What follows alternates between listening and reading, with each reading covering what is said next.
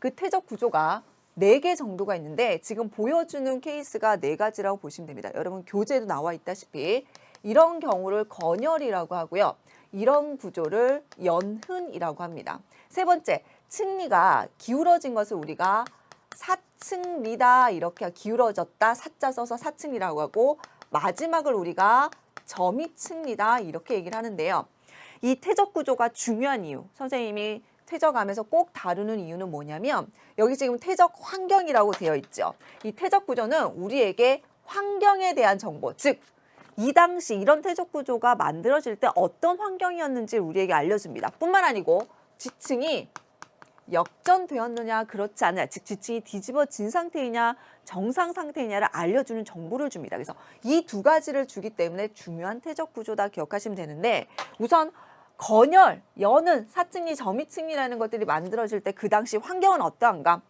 논바닥이 쩍쩍 갈라지는 그런 모양이라고 볼 수가 있죠. 즉 이런 건열이 만들어질 그 당시 환경은 굉장히 건조했을 것이다. 뿐만 아니고 이렇게 논바닥이 쩍쩍 갈라질 정도가 되려면 이 성분은 주로 점토질 퇴적물일 것이다. 이 정도도 좀 예상을 해주시면 되겠고요.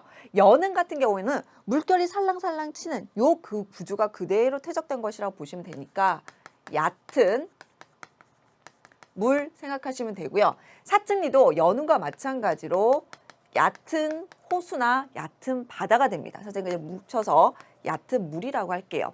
보시다시피 사층리는 다른 지층과 틀리게 방향성, 기울어진 방향성을 보여주고 있는데 물이 흐른 방향이라든지 바람이 분 방향이라든지 이런 방향에 대한 정보를 우리에게 준다. 이것도 더불어 하나 기억해 두시기 바랍니다.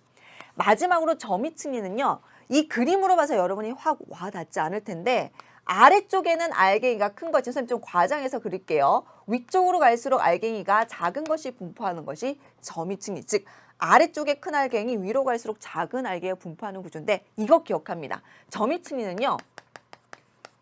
깊은 바다, 수심이 깊은 곳에서 퇴적될 때만 이런 구조를 보인다는 사실 기억하시면 되겠습니다. 무슨 말일까요? 아! 점이층리가 보이는구나. 그럼 적어도 수심이 깊겠구나. 이런 환경적인 정보를 우리가 충분히 캐치를 해내야 된다는 겁니다. 됐죠? 자, 다음으로 환경 정보는 알았어. 그럼 역전은 어떻게 할 것인지 고민에 대한 그림 한번 보도록 하겠습니다. 자, 앞서 그림은요. 실제 자연 현상에서 우리가 볼 수 있는 구조고 지금 구조는 소위 말해서 모식도를 보여주는 겁니다. 정상층과 역전. 이 층은 지층이 뒤집어지지 않았어. 쌓인 그대로 있다는 말이고 역전은 지층이 한번 뒤집어졌다는 겁니다. 그걸 우리가 지층이 뒤집어졌는지 뒤집어지지 않았는지 뭘 보고 안다? 바로 앞서 얘기한 퇴적 구조. 누구요? 건열, 연은, 점이층리, 사층리를 보고 안다는 겁니다. 이게 여러분 하나의 지층입니다. 여기가 하나의 지층이에요. 이렇게 하나의 지층을 구성할 때 사선 방향이 이렇게 나와 있을 때는 정산층이고요. 점이층리도 아래쪽에 알갱이가 크고 위로 갈수록 알갱이가 작은 게 있을 때는 정상입니다. 뒤집어지지 않았어요. 연운도 물결이 살랑살랑 이런 무늬가 보이게 되면 이건 뒤집어지지 않았구나.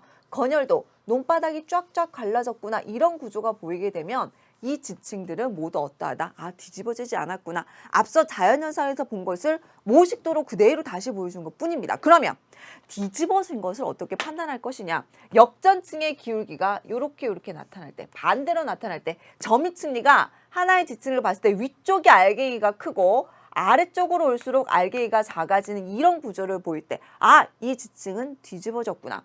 물결 무늬가 위로 볼록볼록 이런 구조를 보일 때 이 지층은 연운이 뒤집어진 걸로 봐서 역전된 층이구나. 마찬가지 건열이 이렇게 위로 뾰족뾰족한 구조를 볼 때 이 지층은 기울어졌구나를 판단해 주셔야 되는 겁니다.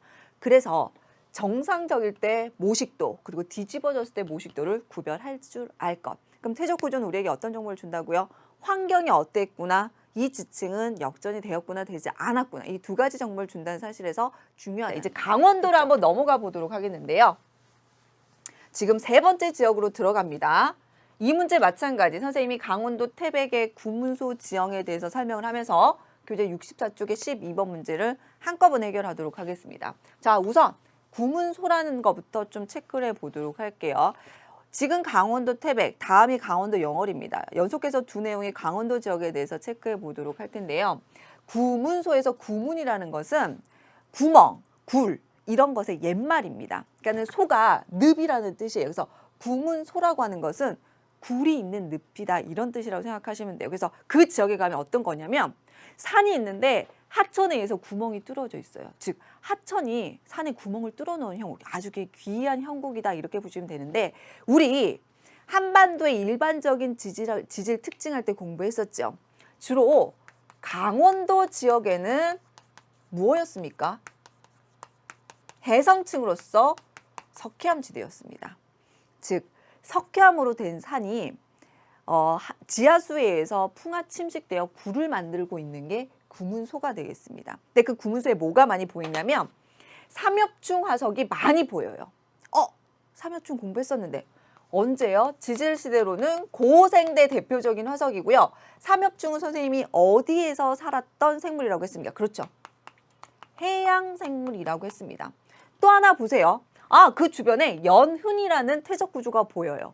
연흔은 선생님이 물의 깊이가 어떻다고 했죠? 그렇죠. 바로 얕은 물이라는 환경적인 정보를 준다. 그러면 가와 나를 한꺼번에 해석했을 때 시간적으로 고생되고 해양 환경에서도 좀 얕은 곳이구나.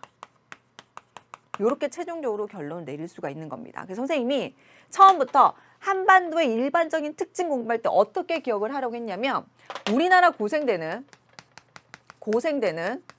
주로 해성층으로서 뭐가 많이 나오고 삼엽중 많이 발견되고 또 해성층으로서 뭐가 많다? 대부분 석회암이다. 기억해 두셔야 됩니다. 이런 지역의 대표적인 특징을 보이는 게 지금 설명하고 있는 어디다? 강원도 지역입니다. 그래서 강원도 구문소도 같은 특징을 보이고요.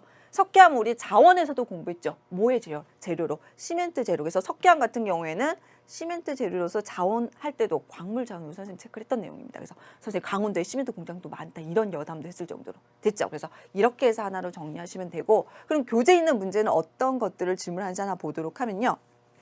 자, 기억. 고생대에 퇴적된 지층이다. 굉장히 중요합니다. 삼엽중으로부터 지질시대를 유추해낼 수 있어야 돼요. 니은 볼게요. 지층이 형성될 당시에 이 지역은 얕은 바다였다. 어떻게 알 수 있죠? 연흔이 나오고요. 삼엽중이 바다 화석이었다. 따라서 니은도 옳은 설명이고요. 디귿 볼게요.